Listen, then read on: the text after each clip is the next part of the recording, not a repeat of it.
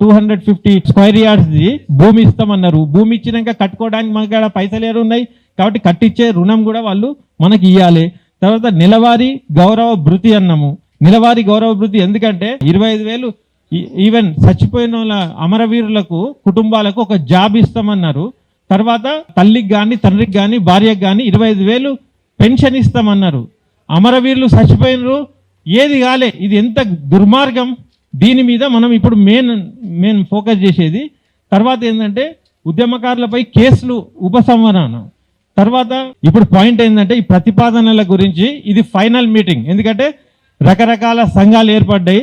చీమ శ్రీనివాస్ కానీ మన ప్రఫుల్ రెడ్డి కానీ వీళ్ళందరినీ కూడా ఒక కాడికి తెచ్చి మనం అందరం ఐక్యంగా ఉన్నామని చాటుతూ గవర్నమెంట్కి ఒక సాకు ఇవ్వద్దు. వీళ్ళ దాంట్లో ఐక్యత లేదని చెప్పి వాళ్ళు తప్పించుకునే వ్యవహారం ఉన్నది. కాబట్టి నాలాంటి వాళ్ళం కూడా మేము ముంగటికి వచ్చినాం. ఏమనుకొని వచ్చినాం, నన్ను అందరు ప్రేమిస్తారనుకోనే నేను అధ్యక్షత వహిస్తున్నా ఇప్పుడు ఈ మీటింగ్కి. దేనికోసం ఇది? మీ అందరి కష్టం నేను కళ్ళతో చూస్తున్నా, నాకు అన్నీ తెలుసు కాబట్టి. అయితే మనం ఇది పాజిటివ్గా వెళ్ళి ముఖ్యమంత్రికి ఇస్తాం. నేను మొదలే చెప్పిన నా మీటింగ్ స్టార్ట్ అయ్యేటప్పుడు మనం చాప్లూసీలు చేసే అవసరం లేదు, పాలాభిషేకాలు కూడా అవసరం లేదు. ఇవన్నీ నెరవేరితేనే అది మన హక్కు. బిచ్చం కాదు అది అడిగేది, వాళ్ళు ఇచ్చేది కాదు, వాళ్ళు ఇచ్చి తీరాల్సిందే. తర్వాత మన రెడ్డి గారు చెప్పింది ఒకటి కరెక్టే, మనకు గౌరవం లేదనేది కూడా కరెక్టే. తర్వాత ప్రభుత్వంలో ఉండాల్సిన మనము తెలంగాణని నడిపేయడానికి మన కెపాసిటీ ఉన్నోళ్ళం అందరం ఇక్కడ ఉన్నాం. వాళ్ళేమో తెలంగాణ ద్రోహులాడు ఉన్నారు కాబట్టి వాళ్ళతోని మనకు న్యాయం జరగదని కూడా మనకు తెలుసు. కానీ మన పోరాటంలో ఇదొక ప్రక్రియ కాబట్టి మనం అందరం ఐక్యంగా ఈ డిమాండ్లు ఇస్తాము. అసలు ఈ డిమాండ్లు అభయహస్తంలో ఏమేమి డిమాండ్స్ ఉన్నాయో మనకు తెలుసు కదా. తెలంగాణ ఉద్యమకారుల గుర్తింపు అంటే ఒక కార్డు ఇస్తారు. ఆ కార్డు వట్టిగా కార్డు గౌరవప్రదంగానే కాదు, ఒక కార్పొరేట్ హాస్పిటల్లో మనకు వైద్యం జరగాలి, ప్రయాణ సౌకర్యం జరగాలి. ఆ కార్డు చూపిస్తే మనకు అదే గౌరవం లాగా ఉండాలి. ఎఫ్ఐఆర్ అనేది వంక పెట్టినరు. ఎఫ్ఐఆర్ నైచల్తా ప్రజాస్వామ్యబద్ధంగా మనం ఉన్నప్పుడు మనము పైసలు పెట్టినాము, ఎనర్జీ పెట్టినాము, మన వయసు పెట్టినాము, అన్ని పెట్టినాం కాబట్టి అది కూడా మన త్యాగమే.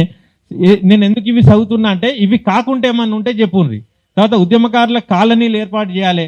ఒక్కొక్క జిల్లా కేంద్రంలో ఉద్యమకారుల కాలనీ ఏర్పాటు చేసి ఉద్యమకారులందరినీ కూడా ఈ కమిటీలో ఉన్న పెద్ద మనుషులు వాళ్ళను పసిగట్టి ఒక డేటా తయారు చేసి వాళ్లకు ఇళ్ళు కట్టిస్తామన్నారు కదా. 250 స్క్వేర్ యార్డ్స్ భూమి ఇస్తామన్నారు. భూమి ఇచ్చినాక కట్టుకోవడానికి మనకు పైసలు ఏడు ఉన్నాయి కాబట్టి కట్టించే రుణం కూడా వాళ్ళు మనకి ఇవ్వాలి.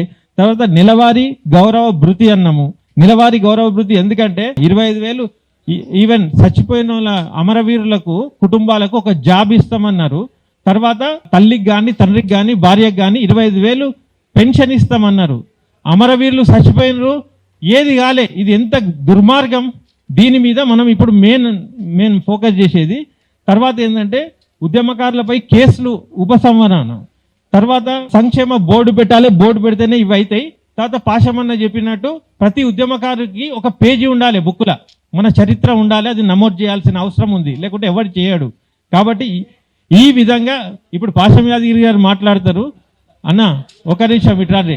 నేను చెప్పేది ఏంటంటే ఇప్పుడు ఈ ప్రతిపాదనలు ఏవైతే మనం చెప్పినామో వీటిని ఆమోదిస్తూ ఇంకేమైనా తుది మెరుగులు దిద్దాలంటే అవి మాత్రమే చెప్పండి. చరిత్రలు కొట్లాటలు అవి చేసినాం ఇవి చేసినాం ఆ రాజకీయ నాయకులను విమర్శించి టైం వేస్ట్ చేసుకోకండి.